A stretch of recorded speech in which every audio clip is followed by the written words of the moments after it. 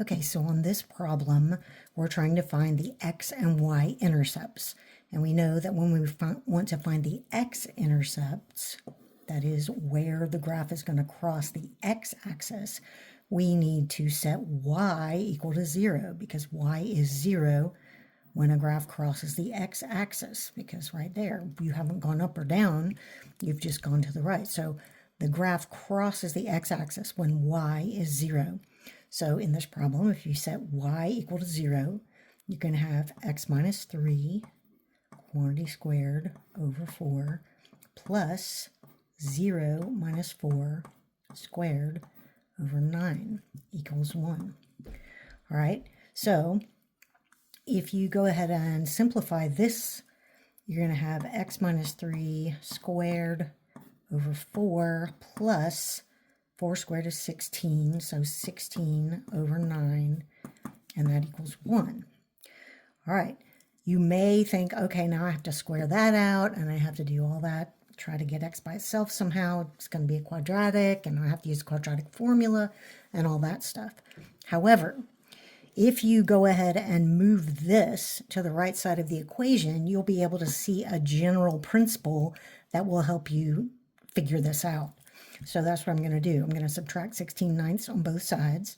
So on the left, I'm going to have x minus 3 quantity squared over 4, and then that's going to be 1 minus 16 over 9.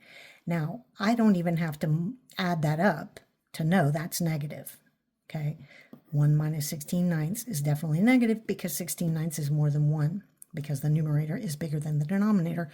So there's a lot of mathematical concepts here that help you figure out what's going on. If the right side of this equation is negative, how is that going to happen? The numerator here is positive. Anything squared is positive. The denominator is 4, which is also positive. So this side of the equation has to be positive. But yet this side is saying it's negative. A positive cannot equal a negative. So there is no x-intercept. We get a contradiction. So when we put in 0 for y, we get a contradiction. This doesn't work. So there is no x-intercept. And that just means that this graph doesn't happen to cross the x-axis. It could be a circle up here or something, that it doesn't even come in contact with the x-axis. So no x-intercept. And what you're going to find is that when you put 0 in for x to find the y-intercept, the same thing is going to happen. You're going to have a positive number here. Well, sorry, you're going to have a positive number here. And when you subtract whatever you get here, which is going to be 9/4, and you subtract it over there, you're still going to get a negative number on the right and definitely a positive number on the left, because something squared is positive. The denominator is positive, same thing here. And so when you get whatever constant you're going to get here by putting in 0 for y, which is what we just did, you subtract that on both sides, you're going to have a positive equals a negative. The same thing will happen if you put in 0 here for x. You're going to have 9/4 on right here. When you subtract that over to the right side, you're going to have a negative number over here, 1 minus 9/4. But this is always positive no matter what y is, and so therefore there's no y-intercept either.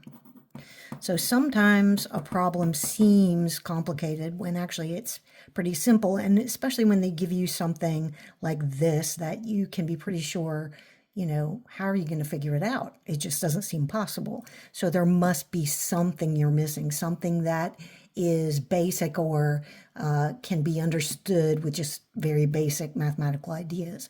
So that's what we're trying to get used to, is that sometimes a problem we haven't seen before, or a new kind of problem that we haven't been familiar with, there's no example that exactly expresses what's going on here. We have to just think about what we already know and apply that.